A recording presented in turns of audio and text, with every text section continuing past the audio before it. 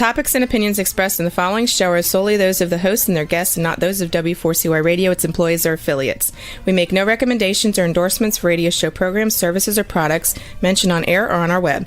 No liability, explicit or implied, shall be extended to W4CY Radio or its employees or affiliates. Any questions or comments should be directed to those show hosts. Thank you for choosing W4CY Radio.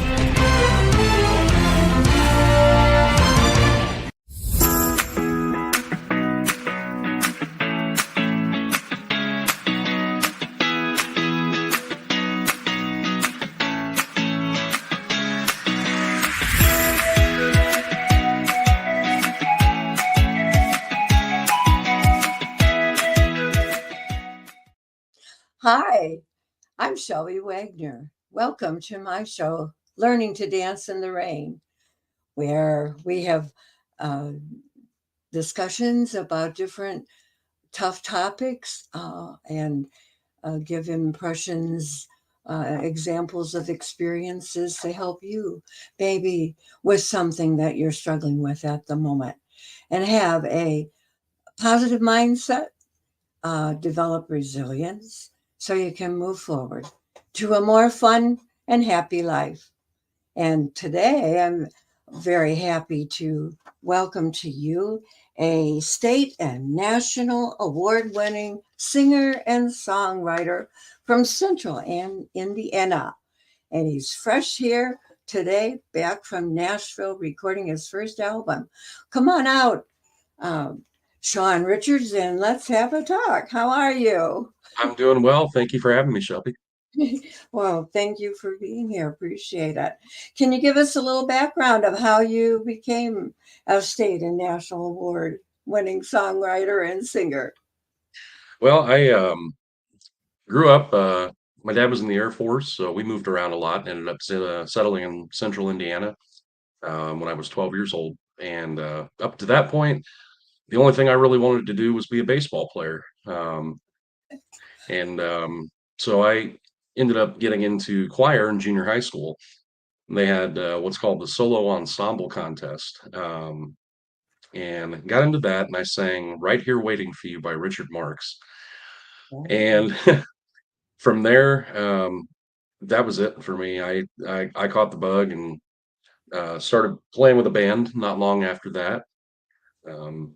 And that was it. Baseball was out the window, and all I wanted to do was sing.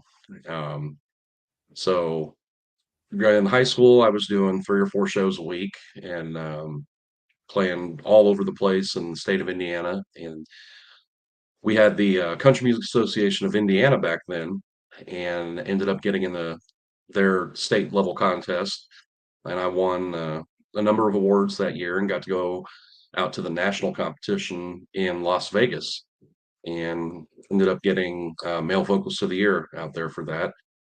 So that's pretty much how it started. So you were in Vegas there winning an award, and how old were you? The first time I went out there, I was 16. Wow. Yep. And then we got to go back the next year when I was 17. Mhm. So the first year I won Rising Star of the Year. And the second year that we went out there, I won Male Vocalist of the Year and was part of the Vocal Duo of the Year as well. Wow. So did you have lessons of guitar playing or piano lessons or anything as you were growing up? Or No, I actually I didn't even pick up a guitar until I was, oh gosh, I think I was 29 when I finally picked up the guitar and started learning to play.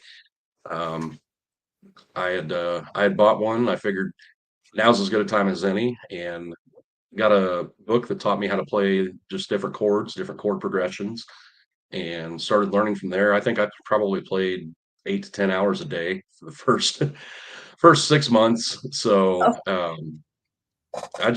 picked it up, and yeah, I taught myself how to play, and I love it. I never got into playing lead guitar. That's something I wish I'd spent more time on, but I can strum. oh, my grandson, my 10-year-old grandson, just started taking guitar lessons about 6 weeks ago. He'd been wanting to do that for some time, but we finally found a teacher for him. And he's having fun with it. I hope that no, I hope he enjoys it. I hope he will stick with it. I remember he's in 5th grade, but I remember my son, when he was in 4th grade, the music teacher at school was offering lessons and playing the guitar after school. And so his mom would like to do that. And I had a guitar that I had tried to learn um, earlier before I had children. Once I started having my babies, I didn't have time anymore. But anyway, he said, Grammy, can I have your guitar? So I said, well, yeah, I guess you can. My son, your uncle David, he learned how to play this guitar. And I told David whenever, he'd have to use my guitar until I found out that he was going to stick to it. And he went on to be in a band in high school and in college and after. And yeah, I think he's got 4 or 5 guitars hanging on the wall in his house right now. But so we'll see where the grandson goes. Yeah, I think once you learn to play and you catch the bug for that, one guitar is never enough. That's what I've heard. And I have a cousin in Arkansas who has quite a few too, quite a few more than what my son does. So can you tell me about your experience in Nashville? You just got back from there, you said. I did, yeah. It's the second time that I've gotten to go down there and record. We recorded at Hilltop Studios with a producer named Adam Knight. Fantastic producer. Um, Hilltop is actually it's an interesting place. It was built in 1962 and was the first studio built in Nashville from the ground up as just for the purposes of being a recording studio. Um, and it's really some of the names that have been in there. Alan Jackson recorded Chattahoochee in the same booth that I got to um, put vocals down for the album. Dolly is recorded there. George Strait, George Jones have recorded there, Charlie Pride. So some of the biggest names in music have actually been to that studio. And just knowing that and being in the booth where some of those people have stood it's very humbling. So we got down there. I took my dad with me, and we got down there on a Monday and just relaxed for the day. Tuesday we went to the Country Music Hall of Fame, which for me that's about as close to a religious experience as you can get. um, just some of the things that you see in there, like the dress that Dolly Parton wore when she sang "I Will Always Love You" on the Porter Wagner show. Mhm. Um, some like the original lyrics that Christopherson wrote to me and Bobby McGee. Um, the original lyrics that Toby Keith wrote for Courtesy of the Red, White, and Blue, and the guitar that he played in the video, the American flag guitar. Um, it's so amazing to see the history of that. And then walking into the rotunda room where all of the Hall of Fame plaques are, I got a little misty-eyed when I walked in there and saw that. So Is that Hilltop? Is that on that? Is it Music Row? no, Hilltop's actually in Madison, Tennessee, which is just to the I think to the Mhm. northeast of Nashville. So it's exactly what it is. It's on a hill, and yeah, the feeling of walking in there, like I said, knowing some of the other artists that have walked in there was just incredible. So are the songs on your new album? Did you write them or?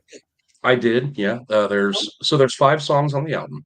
Um, there's 4 new originals, and My Indiana Home is also going to be on the album itself. The other 4 songs I wrote, and then we've got one song that's called One Tequila that I wrote with my dad.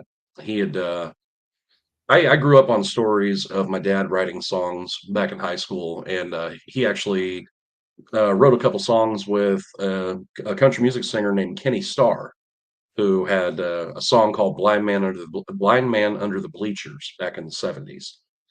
But Mm. so in all the time that I've been playing music, I'd never written a song with my dad before. And back in, oh, I'd say February, he called me up and he said, "Hey, I've got this idea, kicking around in my head.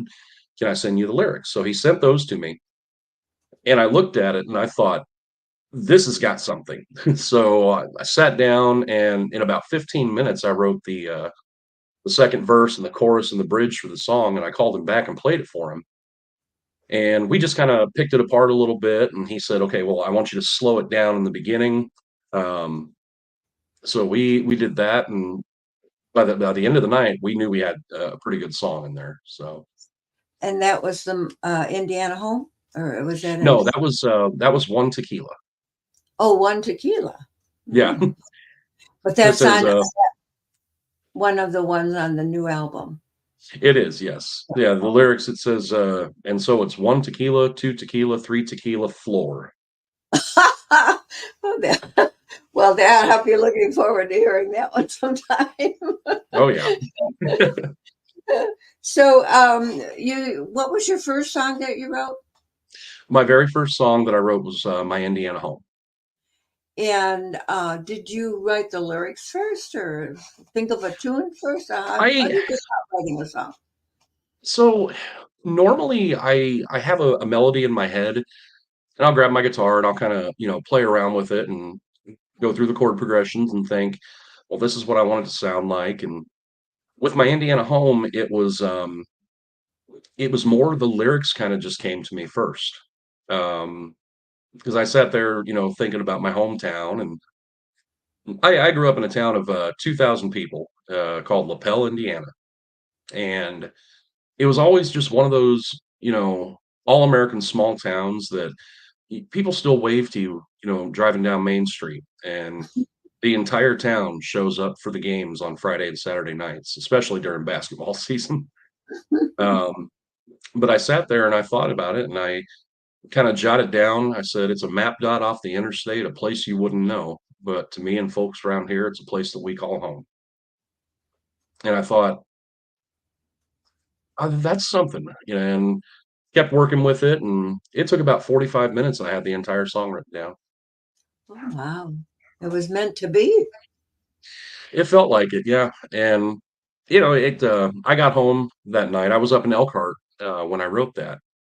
And I got home later that day, and I sat down and played it, recorded it, and put it out on Facebook. And I was real nervous because it's the first song that I'd ever written. I wasn't sure how it would be received, and it Mhm. just the it blew me away. The things that people were saying about um, how it reminded them of their hometown, um, and it never really dawned on me because I wrote it about lapel, but it never dawned on me until I was getting messages from people in Kansas or North Dakota or Massachusetts about how, this isn't just about, Indiana. This is about every small town in America.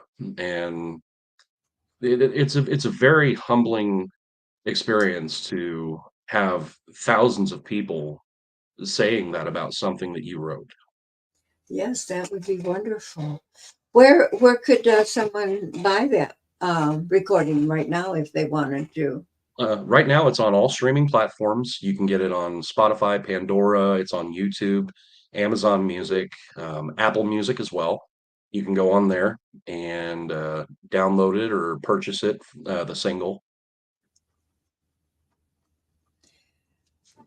Would you have any advice for an aspiring young man or woman who would like to maybe follow your path? Don't give up. Don't ever, ever, ever give up on it. I've been doing this for 33 years now, and the only dream that I've ever had since I was 12 years old was to record and release my own music, and for it to touch people, for people to enjoy it. And it took 33 years, but it's finally, I mean, for me, it's finally happening. So the one piece of advice that I would give to somebody is don't ever give up. You know, So I'm sure that you've had some rejections in the past. yeah. Everybody Oh, has. absolutely. I remember when I was I was 15. No, I was 14. My dad and I were driving around here in central Indiana looking for different places to play. And there was one particular bar that my dad had walked into, and they said their exact words were, "We don't need some punk kid playing in here." So fast forward, fast forward Didn't to even listen to you, huh? They didn't even listen to you. yeah. Well, fast forward to a year later, they called and Oh, we're trying to book, oh. and my dad had some very very nice words for them at that point. So it yeah, there's a lot of rejection in the music business. Just trying to get into different places and getting your music out on the radio and stuff. It's in Indiana. My Indiana home's been out for a year and a half, and only just recently is it starting to get a little bit of radio play, which I never even expected that to happen when I had initially wrote and released the song. Um, I never imagined that it would get played on the radio. So So I believe that you said in one of the shows that I went, actually the first one where I met you, that you sent a copy to Nashville or something, and then they invited you to come down to. Is that right? so the way that it works, as far as the recording of a song goes, Uh-huh. is I record myself with my guitar, so it's just an acoustic version, and then I send it down to the producer, which is Adam. He listens to it and sends it off to the studio musicians. Well, then they'll go in and lay down the actual music for the song, whether drums, guitar, bass, keyboards, fiddle, steel guitar, and Mm-hmm. then they send that back to me, and I listen to it and practice with it for a month or two just to get comfortable with the song and the cadence and the rhythm of it. Then from there, I go back down to Nashville and record the vocals, and that's when background vocals get added after that. And then Adam sends it back to me, and I listen to the song and kind of go over it and say, "Hey, I like this. I'd like to hear a little more fiddle here, or can you bring the drums up here, lower the background vocals, things like that. Just little housekeeping duties on it." Oh, And oh. after that, he sends the final copy back to me, and I upload it to the distribution website, and from there it gets sent out to all the different streaming platforms. Is a Rebel? Is it a good time to uh, have a little listen to this? My Indiana Home. Yes, I can play a snippet for y'all. Here it goes. Okay. I've heard it a few times. So I'll take you through it.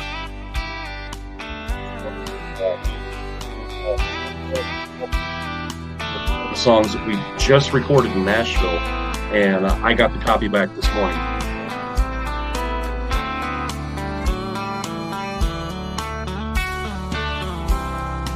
Been a long week, got 50 hours down on my car. Feeling that relief when I'm pulling my truck in the yard. Got just enough time to get myself right. I'll pull up to my baby's house, and she'll be ready for a Friday night.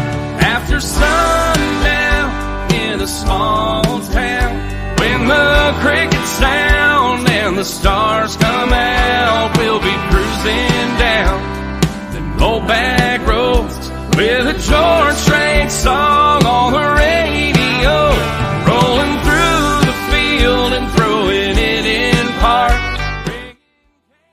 Hey, wow. Thank you. I love to listen to you. I really do. Thank you. I appreciate it. Yeah, you're welcome. Let's see. What are you most proud of in your life and your career? I mean, I think if I had to pick something, it wouldn't be any of the awards, it wouldn't be any of the songs or anything. It would be the stories that people tell me, at shows or anything like that. I remember when I was younger, there was a woman named Joanne. Um, I was probably 15, and I had just sang at the Madison County 4-H fair. And Joanne had told me that, she and her husband had been there and they'd loved it and they'd really enjoyed listening to me. Well, uh, Joanne lost her husband not long after that. And her daughter told me that she had basically just kind of shut herself in the house and didn't come out for months, was in a deep depression. Well, she found out that I was singing at a local bar in her town in Summitville. And for the first time in like 6 months, she came out of the house and came to the bar that night.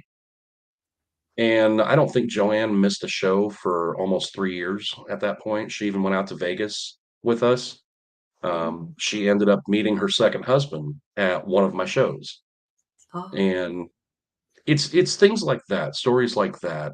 There's a place called Beer Brewery in Carmel that I play at.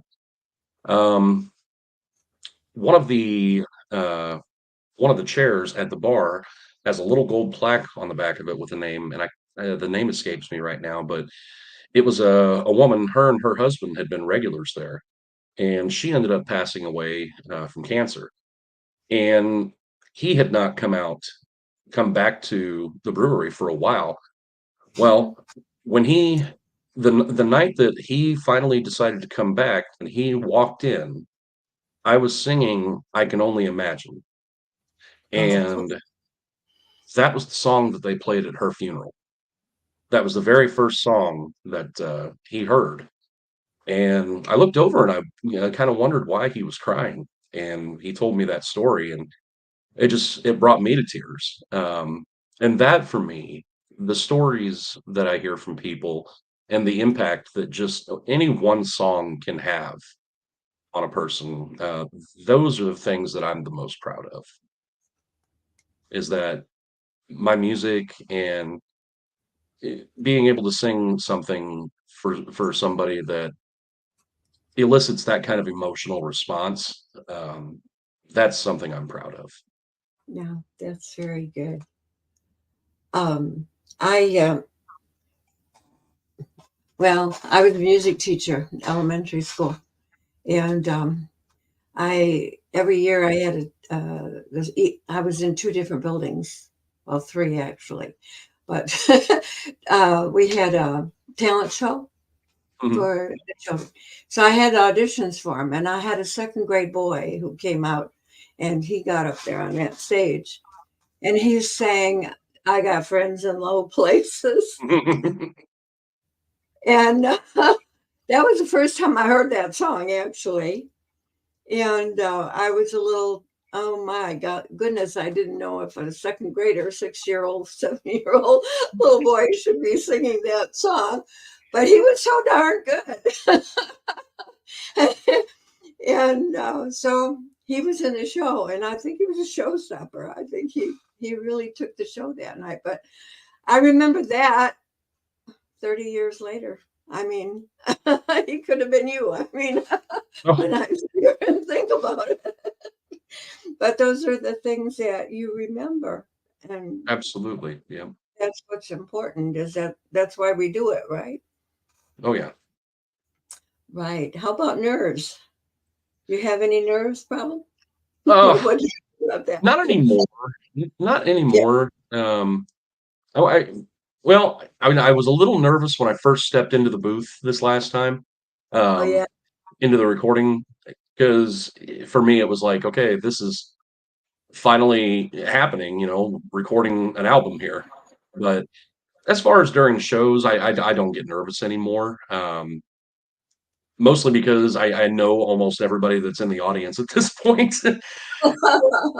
It's like I'm just playing for friends, most of the time.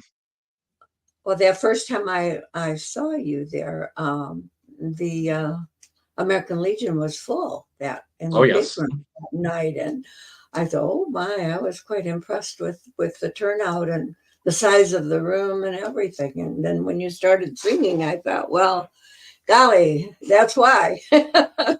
Very, very good. And my friends they talk about you every weekend when I see them, the ones that go to the dances and to the Legion there, and say, "Oh, have you heard from Shawn Richards or Shawn's going to be at Snappers?" Or and so I keep track of you pretty well there. Yeah, we are going to be back at the Legion in LaGrange next year as well. So Are we've got a you? couple shows. Yep, Yeah. I got a couple shows booked for that. Well, I hope they put you in the big room. I hope so. Yeah, that's a nice stage, and it's Uh-huh. a lot of fun playing for crowds that big. So, Right. Well, and that one time you had done in the other room, and that I thought that was a shame because it was quite crowded in there. oh yes. So, personal life, has it changed much since you wrote the Indiana Home, or Not not no? really. A lot more people, I think since that song came out, I've seen an increase as far as, people coming to the shows and stuff like that. But in my own personal life, it hasn't really changed much.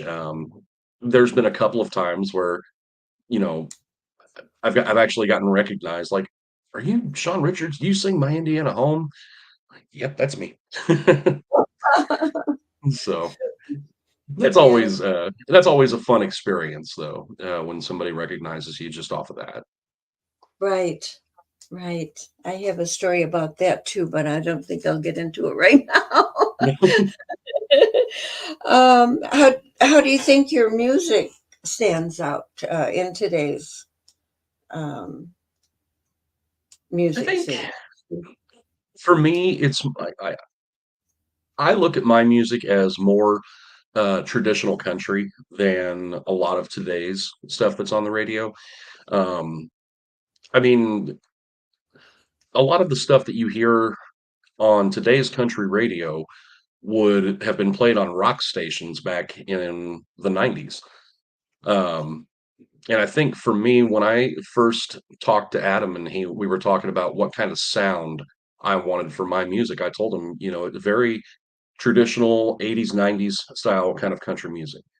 So for me, I think when you listen to My Indiana Home or um, Sundown in a Small Town, I think that you get that kind of 90s vibe from it.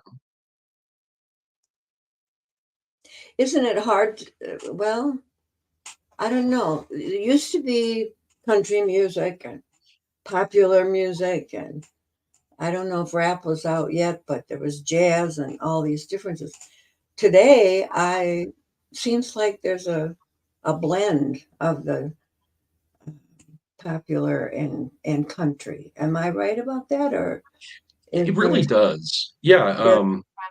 Because when you get the songs like Jason Aldean's, oh, what's the name of that song?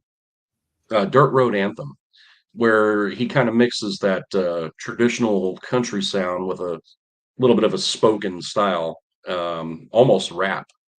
Um, you go from, songs like that, and then you hear some of Luke Combs' songs, and he's one of my favorite artists of all time. That man could sing the Yellow Pages, and I would buy it. But he's got that traditional blend or that blend of traditional country mixed with a little bit of today's kind of rockabilly. Um, and that's what I like. And then you get to guys like George Strait that are always going to have that traditional sound. I love that. If you could be on anybody's show in the world, who would you choose? George Strait, hands down. I was Not even a just second thought. George Strait. Yeah, he's one of my favorites. Oh yes. I really like him too. So, is there anything in particular that you would like to um, share with your listeners about what your plan for the future is, or the near Well, future? December 15th is the album release party. My album is going to be released at 12 a.m. midnight on December 15th, and we're having the album release party at Hotel Elkhart. It is open to the public. That's on a Sunday, and it's from 2 to 5. So, very, Is it very excited about that. Elkhart, India? Elkhart, Indiana, yes. Oh, and it's a Hotel Elkhart, Yes, ma'am. and that's the release of your album.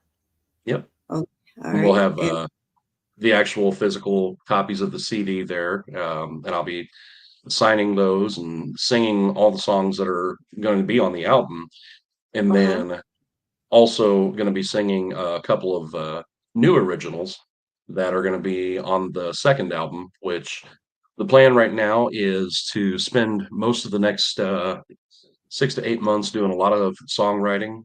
My dad and I are going to sit down and work on some stuff, and I've got some ideas of my own that I want to get down on paper. And then about this time next year, we're looking to head back down to Nashville and lay down the tracks for between 10 and 12 songs. And my second album will be out in 2026.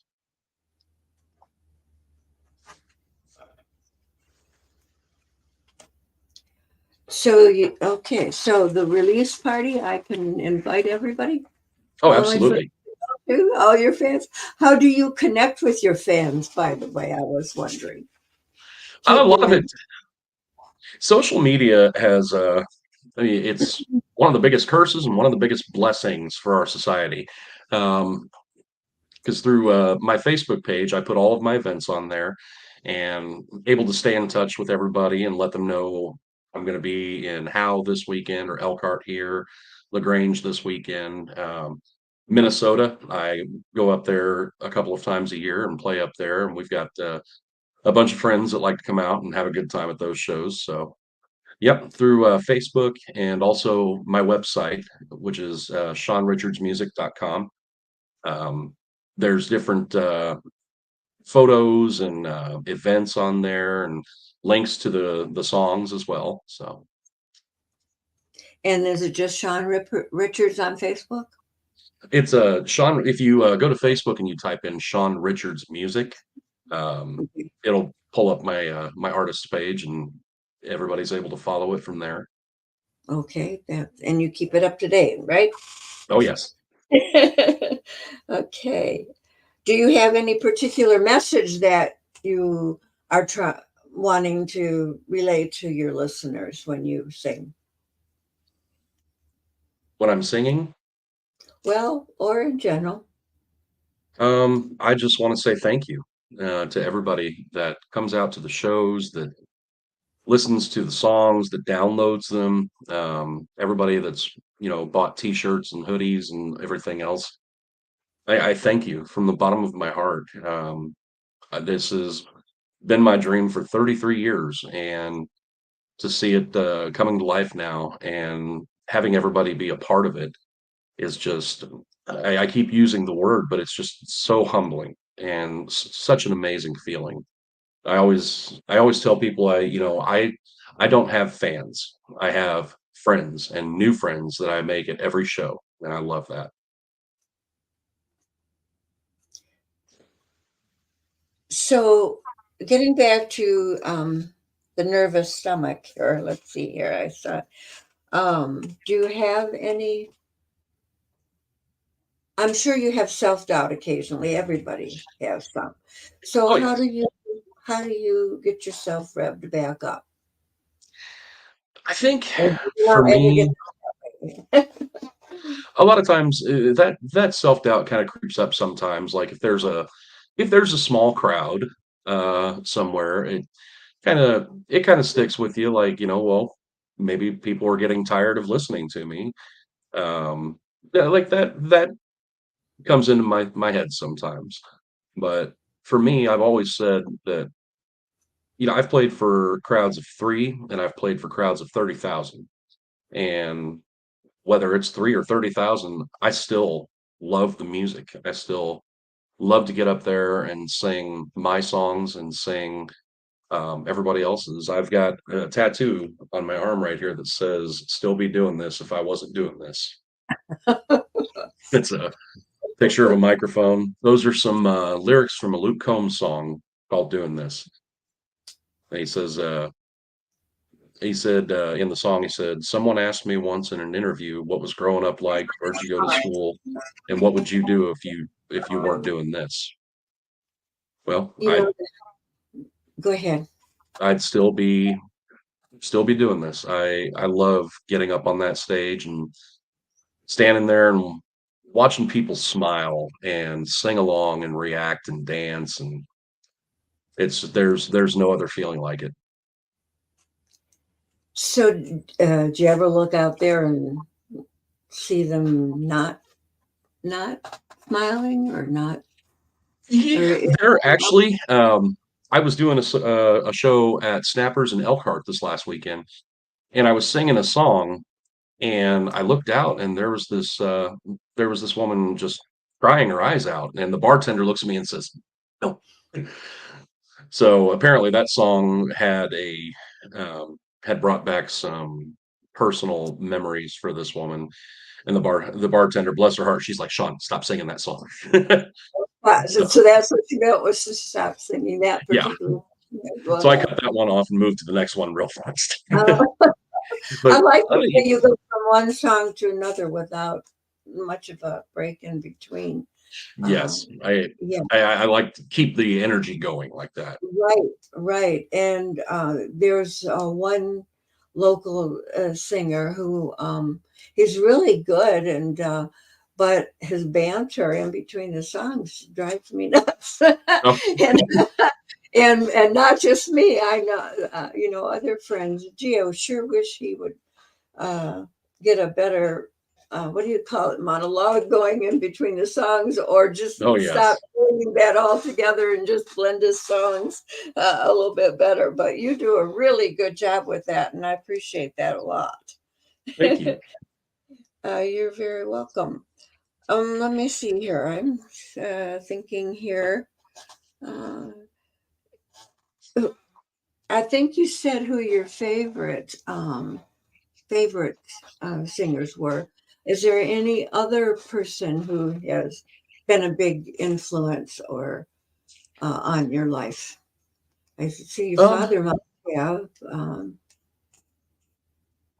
Both my mom, my dad, and my step parents. Let's see, my dad's been married to my stepmother for 40 years, and my mom's been married to my stepdad for 35 years. Um, Hmm. and they're not, to me, they're not step parents. They're my parents. Their mom and dad, just as sure as my mom and dad are. Um, Mm-hmm. they've been the biggest influence and the biggest driving force of support and love throughout my life. Growing up, dad and mom used to drive me all over the place on Thursdays and Friday, Saturday nights, and not getting home until 1 or 2 o'clock in the morning sometimes. But they never batted an eye. They did it for years to help, see me succeed. And that's a debt that I can never repay. Yeah, I'd have to say that my mom and my dad were the strong force there that promote. Without them, I don't know that I would have become a music teacher. I started playing in church when I was 16, and I've been playing for many, many, many years. And when I look back on it, was my mother. Oh, it was never sit down and practice. It was always, will you play the piano for me? I would like to hear you play. And I sat down and I played. My sister was complaining not long ago about, gee, you got out a lot of dishes by playing. I said, well, you had the opportunity. The piano was there to play, but Mom had to say, Drew, it was time to play the piano, or do your practicing. Where they always just said, well, sit down and play for me, and so she'd be in the kitchen cooking dinner and singing along with whatever I was playing. And when it came to, they were having trouble getting an organist that would show up on Sunday mornings. And I was accompanying the youth choir. And so the youth choir director told everybody, well, you know what? We have 3 girls that are learning to play the organ. Why don't we let each one of them play one Sunday, every 3rd Sunday, and see where that goes? And I think that happened for 2-3 months, and then I was the only one left. The others didn't want to do it anymore. So that was the beginning of my music career. Oh, And but it was always whenever something came up and I'd say, oh, Mom, I don't think I can do that. My mom would say, yes, you can. Yes, you can. If you want to, you can do what you want. So it helps to have that encouragement, doesn't it? absolutely. No I matter like some what. of the questions that Riddle's throwing in here on the chat too. She'd said, Oh, it how hard is it to get a recording deal? That's one of my favorites. We in this industry, we have a saying that it's 90% luck, 10% talent. You have to be singing the right song at the right place with the right person listening. He has to have the right drink in his hand with the right girl on his side. And if any one of those is missing, you don't get your recording deal. Wow. So it's incredibly difficult. There are guys down in Nashville with more talent in their pinky fingers than I could ever dream of having. And some of them will probably never get that recording contract. The music business is so hard to get into. I believe I heard Dolly Parton say one of her sisters sang better than she did. She had a better voice than she did. That's hard to But believe. she didn't. It's hard to believe that, but I heard her say that. But she said she didn't want it as bad as I did. I believe that. Yep. And It that back to what you said in the beginning, never give up. Yep. And see, let's see, how long would it take a person to get somewhere doing music? It kind of just depends on the person. For me, there was a point about 3 years ago where I was only singing Friday and Saturday nights, and I looked at my girlfriend at the time, and I told her, I said, "Honey, I'm, you know, working 40 hours a week and playing music. I make more money playing music in 2 nights than I do on an entire 80-hour paycheck. Why don't I Right. just go full bore into the music?" So, I was working for a fantastic company called, Godby Home Furnishings, building furniture, and I loved it. I loved my job, but at the end of the day, I thought to myself, I'm 45 years old. I was 42 at the time, and I said, "Well, if I'm gonna do this full time, I might as well just give it one last shot and go, all out for it." Mhm. So, started playing music full time, and I went from doing, maybe 80 or 90 shows a year to doing 170 shows a year. Wow. So, That's a lot. Yes. Where did you see those questions anyway? Do you it's have them? over in the studio chat. Oh, so you have the small screen up then. Yes. I don't see that at all. Is there another one up there? I wonder. Do you feel there's a live stage future for music players, or do you think many would be in streaming, or many would be in streaming sales? There we Um, go. I think it's both. Streaming sales are definitely taking over the industry as opposed to the actual physical copies. Um, yeah, I mean, if you go into Walmart right now, you can hardly find any actual CDs anymore. Vinyl's making a comeback, which is really cool. I like seeing that. But I think as far as the future of the industry, streaming sales are definitely up there. But being on stage, live concerts, there's that I don't think that's ever going to be replaced. I mean, Taylor Swift right now is doing her Eras tour, and it's the highest grossing tour, musical tour of all time. So the desire for people to get out and see live music like that, I think, is always going to be there. Do you think it is uh, getting well? I lived in East Michigan, and I don't remember all this as much talent or shows every Friday and Saturday night there as there are here in. I'm just north of Elkhart, Indiana.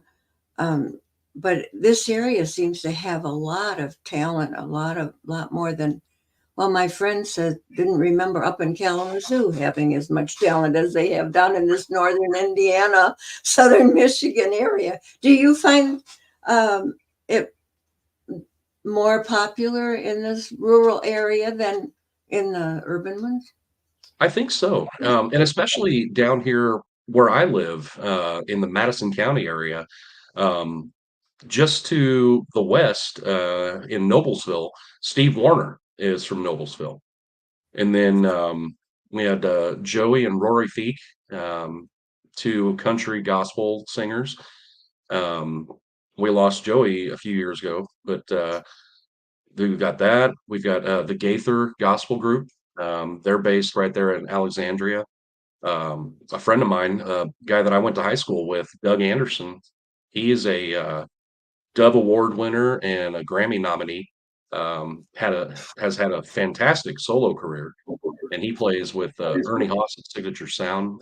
They're all of that talent, all of those people are from just this area. Sandy Patty, another fantastic gospel artist from Anderson. So the amount of talent that comes out of the state of Indiana itself is just mind blowing. Yeah, I agree with that. Yeah. Who played in New Orleans just this past weekend? Taylor Swift. Oh, Taylor Yep. did. Yeah, she's supposed to be in Indianapolis coming up pretty soon too. I'm just curious. I don't know if I should ask this, but you said that it's been the highest grossing show with Taylor Swift. How much money are we talking about a show like that? I'm not sure. I know it has made her a billionaire. Really? Oh Yes. my. Well, she has a lot of my bills to pay too, though. She has her Oh yeah. musician played and I'm recording and everything. But anyway, well, thank you so much for being here with me, Shawn. I really enjoyed talking with you, and I'm going to look forward to seeing you in some more of your concerts later on. And to my audience, I thank you very much for joining us today on Learning to Dance in the Rain. And I'll see you next Tuesday at 12 noon. Same place, same station. Bye now. Thank you.